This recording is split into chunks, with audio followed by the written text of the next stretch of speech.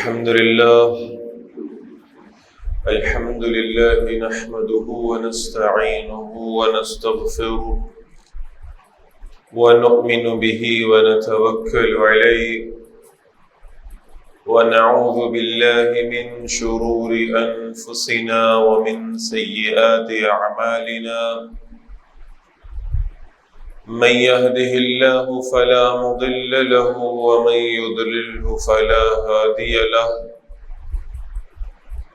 ونشهد أن لا إله إلا الله وحده لا شريك له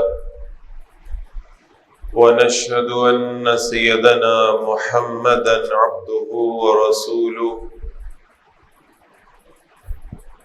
فإن خير الحديث كتاب الله وخير الهدي هدي محمد صلى الله عليه وسلم وشر الأمور محدثاتها وكل محدثة بدعة وكل بدعة ضلالة وكل ضلالة في النار أو كما قال صلى الله تعالى عليه وسلم. أما بعد فقد قال الله تبارك وتعالى: أعوذ بالله من الشيطان الرجيم بسم الله الرحمن الرحيم الذين يبلغون رسالات الله ويخشونه ولا يخشون أحدا إلا الله وكفى بالله حسيبا. ما كان محمد أبا أحد من رجالكم ولكن رسول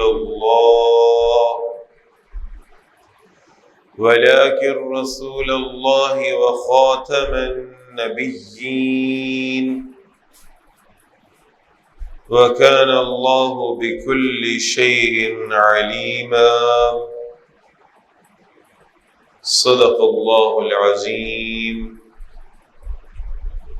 رب اشرح لي صدري ويسر لي أمري واحلل عقدة من لساني يفقهوا قولي واجعل لي وزيرا من أهلي. اللهم ربنا ألهمنا رشدنا وأعذنا من شرور أنفسنا. اللهم أرنا الحق حقا وارزقنا اتباعه وأرنا الباطل باطلا وارزقنا اجتنابه. آمين يا رب العالمين. حضرات محترم، سورۃ الاحزاب سورہ نمبر 33 کی آیت نمبر 39 اور 40 یہ بھی میں نے تلاوت کی ہے. انبیاء علیہ السلام کی صفات کا بیان ہے. فرمایا گیا الذین یبلغون رسالات اللہ، وہ لوگ جو اللہ کے پیغامات پہنچاتے ہیں، جن کے ذمے نبوت اور رسالت کی ذمہ داری لگتی ہے، جنہیں اللہ تعالیٰ یہ سعادت دیا کرتے تھے. اور یہ تھے میں کیوں استعمال کر رہا ہوں؟ اس لیے کہ اگلی آیت میں انشاءاللہ اس کی وضاحت آ جائے گی. جنہیں اللہ تعالیٰ نبوت کے مقام پہ سرفراز فرمایا کرتے تھے، ان کی صفات میں سے صفت ہے وَيَخْشَوْنَهُ وَلَا يَخْشَوْنَ أَحَدًا إِلَّا اللَّهُ، وہ صرف اللہ سے ڈرتے ہیں، اللہ کے سوا کسی اور سے خوف اور ڈر ان کے دلوں میں نہیں پایا جاتا. اللہ کے دین کا پیغام پہنچانا ہے، اس ذمہ داری کو ادا کرنا ہے، لہٰذا یہ لوگ اللہ سے ڈرنے والے ہیں. اللہ کے سوا یہ کسی سے ڈر اور خوف محسوس نہیں کرتے. وَكَفَى بِاللَّهِ حَسِيبًا، اور محاسبہ کرنے کے لیے تو اللہ تعالیٰ ہی کافی ہے۔ اور یہ جو میں نے عرض کیا کہ درجہ نبوت، اس کا جب بھی ہم ذکر کریں گے تو ماضی کے صیغے میں کریں گے، اس لیے کہ نبوت کا پیغام تو باقی ہے، لیکن نبیوں کے اس دنیا میں آنے کا سلسلہ ختم ہو چکا۔ اسی لیے فوراً اگلی آیت میں فرمایا گیا ما کان محمد ابا احد من رجالکم، محمد صلی اللہ علیہ وسلم تمہارے مردوں میں سے کسی کے باپ نہیں ہے۔ اور یہاں ذہن میں رکھیے گا کہ صلبی باپ کی بات ہو رہی ہے۔ روحانی طور پر تو ہم سب اللہ کے رسول صلی اللہ علیہ وسلم کی اولاد ہیں۔ اگر آپ صلی اللہ علیہ وسلم کی ازواج مطہرات یہ ہمارے لیے ماؤں کے برابر ہے، ام المؤمنین امہات المؤمنین ہے، تو نبی اکرم صلی اللہ علیہ وسلم ایک اعتبار سے ہمارے روحانی والدہ میں جو کچھ ملا ہے اللہ کا رسول ہی سے ملا ہے صلی اللہ علیہ وسلم۔ لیکن صلبی طور پر آپ صلی اللہ علیہ وسلم اس امت کے مردوں میں سے کسی کے والد نہیں ہیں۔ خود آپ صلی اللہ علیہ وسلم کو اللہ تعالیٰ نے 3 بیٹے عطا فرمائے ہیں، عبداللہ، قاسم، ابراہیم رضی اللہ عنہم اجمعین، اور تینوں اپنے بچپن ہی میں انتقال کر گئے۔ اور وجہ خود رسول اللہ صلی اللہ علیہ وسلم نے بیان فرمائی ہے۔ حضرت عبداللہ بن عباس رضی اللہ تعالیٰ عنہ فرماتے ہیں کہ حضرت ابراہیم رضی اللہ تعالیٰ عنہ کی وفات پر اللہ کے رسول صلی اللہ علیہ وسلم جب دل غم سے بھرپور تھا، اور جب آپ صلی اللہ علیہ وسلم حضرت ابراہیم رضی اللہ تعالیٰ عنہ اپنے اس پیارے بیٹے کی جو میت ہے اس کے قریب کھڑے تھے، تو آپ صلی اللہ علیہ وسلم نے فرمایا، ابن ماجہ میں یہ روایت موجود ہے کہ آپ صلی اللہ علیہ وسلم نے فرمایا اگر یہ زندہ رہتا تو اللہ کا سچا نبی بن جاتا۔ یہ صفات اللہ تعالیٰ نے اس بچے میں رکھی، لیکن چونکہ نبی اکرم صلی اللہ علیہ وسلم کو ختم نبوت کا تاج پہنایا گیا ہے اللہ کی جانب سے، یہ سعادت دی گئی ہے، جسے بڑے خوبصورت انداز میں کسی نے ذکر کیا کہ آدم علیہ السلام سے اس نبوت کا آغاز ہوا، نبی آتے رہے، رسول آتے رہے، نبوت قائم رہی، رسالت قائم رہی، درجہ نبوت نہیں بدلا۔ جب محمد الرسول اللہ صلی اللہ علیہ وسلم تشریف لائے ہیں تو وہ صرف نبی نہیں تھے، بلکہ اور انہیں صرف نبوت نہیں دی گئی بلکہ ختم نبوت دی گئی ہے۔ عیسیٰ علیہ السلام کو نبی اللہ ماننا ضروری ہے اور کافی ہے، موسیٰ علیہ السلام کو نبی اللہ ماننا ضروری ہے اور کافی ہے، محمد صلی اللہ علیہ وسلم کو صرف اللہ کا نبی ماننا کافی نہیں ہے، صرف اللہ کا رسول ماننا کافی نہیں ہے، بلکہ آپ صلی اللہ علیہ وسلم کو اللہ کا آخری نبی ماننا ضروری ہے۔ یہ ایمان کا تقاضا ہے، اور اگر اس میں ذرہ برابر بھی شک ہو تو پھر وہ شک ہمارے ایمان میں پائے۔ اسی لیے فرمایا وَلَٰكِن رَّسُولَ اللَّهِ وَخَاتَمَ النَّبِيِّينَ، محمد صلی اللہ علیہ وسلم تمہارے مردوں میں سے کسی کے باپ نہیں ہے۔ یہاں تک احتیاط کی ہے اللہ تعالیٰ نے کہ اگر لوگ زید بن حارثہ رضی اللہ تعالیٰ عنہ کو رسول اللہ صلی اللہ علیہ وسلم کی محبت کی وجہ سے زید بن محمد کہنے لگے تھے تو اللہ تعالیٰ نے قرآن مجید میں اسی صورت میں روکا ہے انہیں۔ گمان تھا کہ زید کی دل آزاری ہوگی رضی اللہ تعالیٰ عنہ، تو اس دل آزاری کو کمپنسیٹ کرنے کے لیے یہ معاملہ فرمایا کہ نام لیا ہے حضرت زید رضی اللہ تعالیٰ کا، واحد صحابی ہے جن کا نام قرآن مجید میں موجود ہے، لیکن نام لے کر یہ سمجھا دیا ہے کہ ان کو اپنے والد کے نام سے پکاریں۔ زید بن محمد بھی کوئی نہ کہے، مبادہ کہ کسی کو گمان ہو کہ شاید زید جو ہے وہ رسول اللہ صلی اللہ علیہ وسلم کی حقیقی اولاد ہے اور آپ صلی اللہ علیہ وسلم کے بعد نبی بننے والے ہیں۔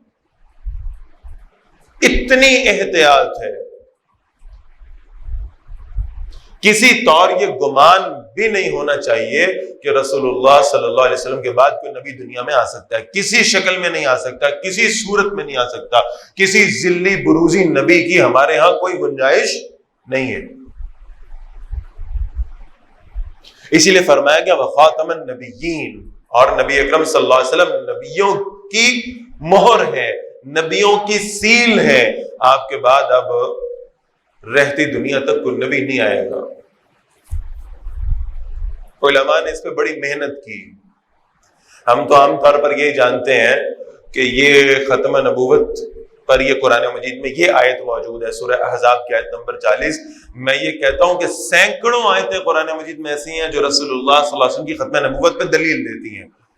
وقت نہیں ہے کہ میں ذکر کر سکوں, لیکن آپ قرآن مجید کھول کے پڑھنا شروع ہو, الف لام میم ذالک الکتاب لا ریب فیہ ھدی للمتقین. یہ وہ کتاب ہے, اس میں کوئی شک نہیں ہے, اس میں کوئی کمی نہیں ہے, اس میں کوئی کجی نہیں ہے, اس میں کوئی ٹیڑھ نہیں ہے, اس میں کوئی نقص نہیں ہے. مکمل کتاب ہے, کامل کتاب ہے. یہ اس لیے کامل ہے کہ ہر دور کے رہنے والوں کے لیے, ہر علاقے کے رہنے والوں کے لیے اس کے اندر ہدایت موجود ہے. اور جب مکمل کتاب آ گئی ہے تو اب کسی اگلی کتاب کی ضرورت نہیں. اور مکمل کتاب کو لانے والے نبی تشریف لا چکے ہیں, تو اب کسی اور نبی کے آنے کی بھی روئے زمین پر ضرورت نہیں ہے. اتنے صحیفے اللہ کی جانب سے نازل ہوئے, اتنی کتابیں اللہ کی جانب سے نازل ہوئی, زبور, انجیل, تورات, کہاں ہیں آج؟ قرآن مجید میں ذکر ہے صحف ابراہیم و موسیٰ, کہاں ہے حضرت ابراہیم علیہ السلام کے صحیفے, کہاں ہے حضرت موسیٰ علیہ السلام کے صحیفے؟ آج کہیں اپنی اصل حالت میں موجود ہیں. اس لیے کہ جتنے وقت کے لیے انہیں بھیجا گیا ہے اس وقت تک وہ اپنی اصل حالت میں موجود رہے, اس کے بعد ان میں تحریفیں ہوں.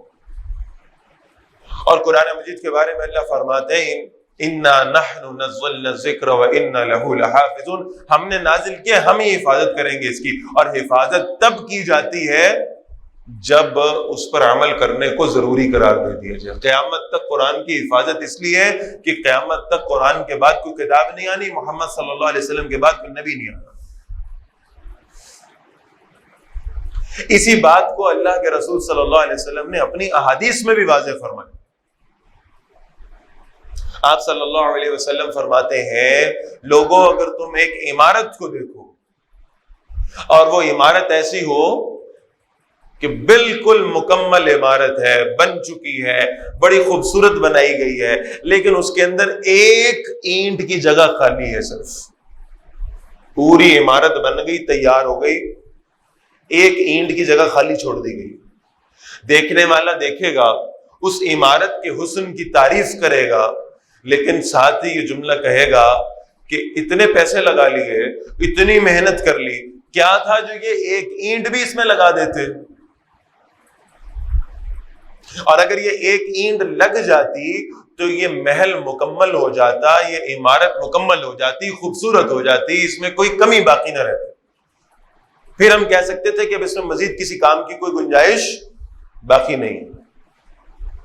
آپ صلی اللہ علیہ وسلم یہ مثال دے کے فرماتے ہیں لوگوں, میں یعنی محمد الرسول اللہ صلی اللہ علیہ وسلم نبوت کے محل کی آخری اینٹ ہوں.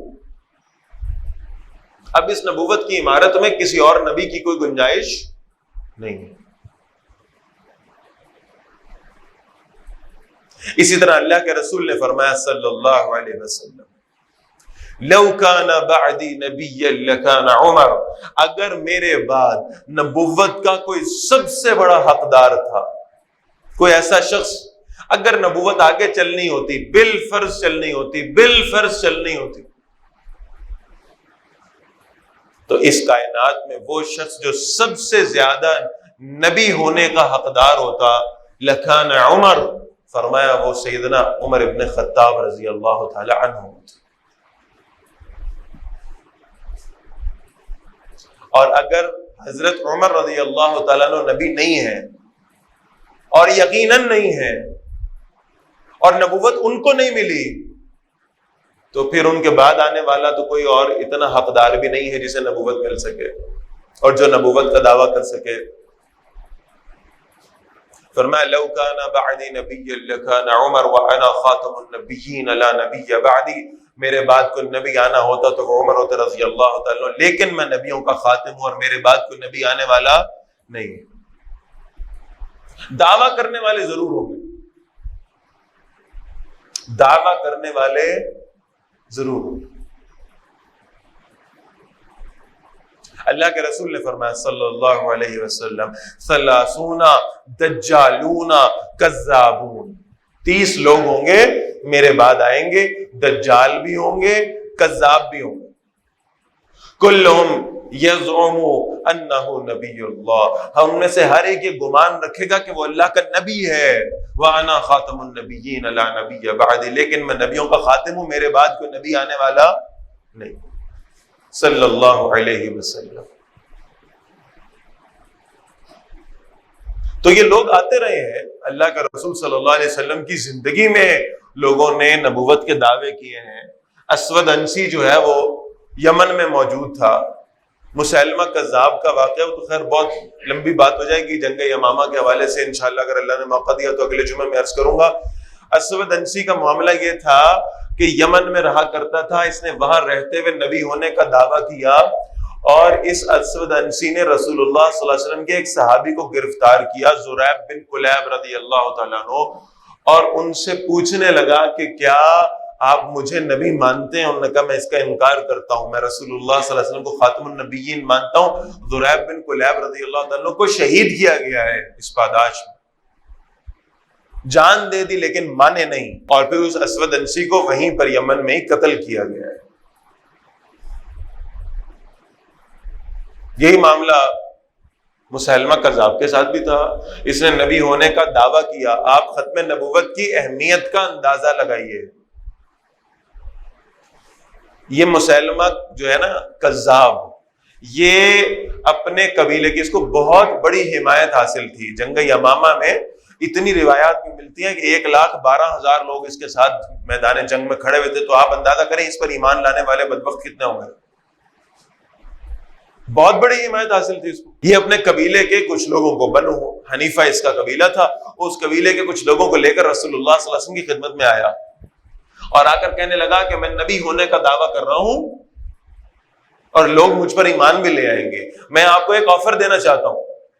آفر یہ ہے کہ آپ مجھے اپنے بعد اپنا خلیفہ ڈکلیئر کر دیں زندگی میں، کہ آپ کی دنیا سے جانے کے بعد میں خلافت پر متمکن ہو جاؤں گا، منصب خلافت کا اہل ہو گیا ہوں، تو میں پھر اپنے نبوت کے دعوے کو چھوڑ دیتا ہوں اور میں آپ کا خلیفہ بننے پر ہی راضی ہو جاتا ہوں۔ ایسے کر لیا، یہ ڈیل لے کر آ رہا ہے وہ۔ اللہ کے رسول صلی اللہ علیہ وسلم نے فرمایا ادھر بیٹھ جا، صحابہ بھی بیٹھے ہوئے تھے، اس کو وہیں بٹھایا۔ آپ صلی اللہ علیہ وسلم مسجد نبوی سے باہر تشریف لے گئے، تھوڑی دیر بعد واپس آئے، آپ صلی اللہ علیہ وسلم کے ہاتھوں میں کھجور کی ایک سوکھی ہوئی ٹہنی تھی۔ فرمایا مسیلمہ تو مجھ سے خلافت مانگتا ہے؟ اللہ کی قسم میں کسی جھوٹی نبوت کے دعوے دار کو کھجور کی یہ سوکھی ہوئی ٹہنی کا ٹکڑا دینے کا بھی قائل نہیں ہوں، یہ بھی نہیں لے کے جائے گا مجھ سے۔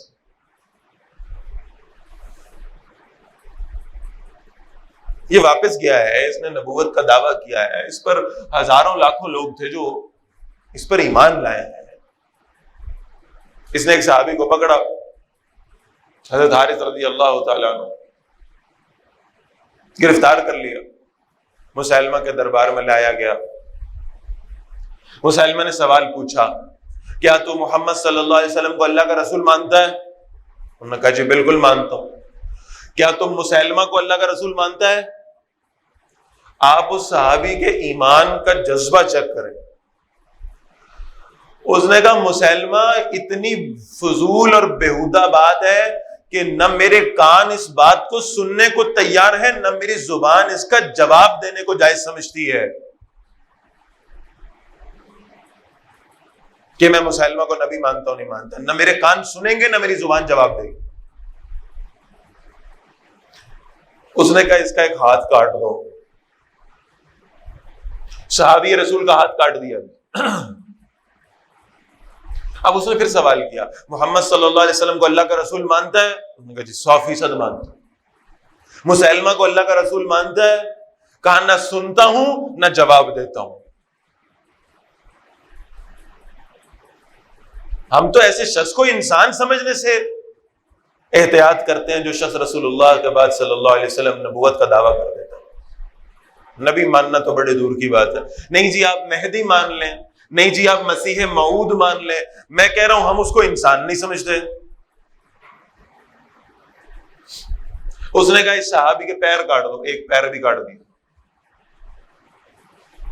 ایک ایک کر کے اعضاء کاٹے گئے ہیں اور ہر لمحے پر خون بہ رہا ہے، درد ہو رہا ہے، تکلیف ہو رہی ہے، اور وہ صحابی رسول کہہ رہے ہیں میں اللہ کے رسول صلی اللہ علیہ وسلم کو خاتم النبیین مانتا ہوں اور میں محمد صلی اللہ علیہ وسلم کی ختم نبوت پر کسی قسم کی لچک دکھانے کو تیار نہیں۔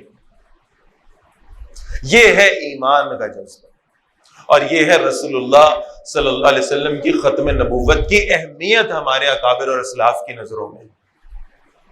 اور اتنا ہی اس کا خیال ہمیں ہونا چاہیے کہ یہ عقیدہ کوئی غیر اہم عقیدہ نہیں ہے، یہ صرف کوئی ایک مسئلے کی بات، کوئی بات نہیں جی انہوں نے ایک نبی اور مان لیا، نہیں ایسا نہیں ہے۔ اللہ کے رسول صلی اللہ علیہ وسلم کی عزت آپ کی ختم نبوت میں ہے اور آپ صلی اللہ علیہ وسلم کی ختم نبوت پر ایمان لانا یہ لازم ہے۔ میں نے بہت دفعہ پہلے یہ روایت کوٹ کی ہے، میں پھر کر رہا ہوں کہ امام ابو حنیفہ رحمۃ اللہ تعالی علیہ نے یہاں تک لکھا ہے کہ کسی نے جھوٹے نبی پر ایمان لانا تو کفر ہے، کسی نے اس جھوٹے نبی سے اگر اس کی نبوت کی دلیل طلب کی تو یہ شخص بھی ایمان سے خارج ہو جائے۔ ہم تو دلیل مانگنے کو جائز نہیں سمجھتے۔ یہ اللہ کے رسول صلی اللہ علیہ وسلم سے محبت کا تقاضا ہے کہ حضور صلی اللہ علیہ وسلم کی ختم نبوت پر ایمان لایا جائے۔ اللہ ہمیں اس کی توفیق عطا فرمائے اور اپنے عقیدوں پر مضبوطی عطا فرما دے۔ اقول قولی ھذا واستغفر اللہ لی ولکم ولسائر المسلمین والمسلمات۔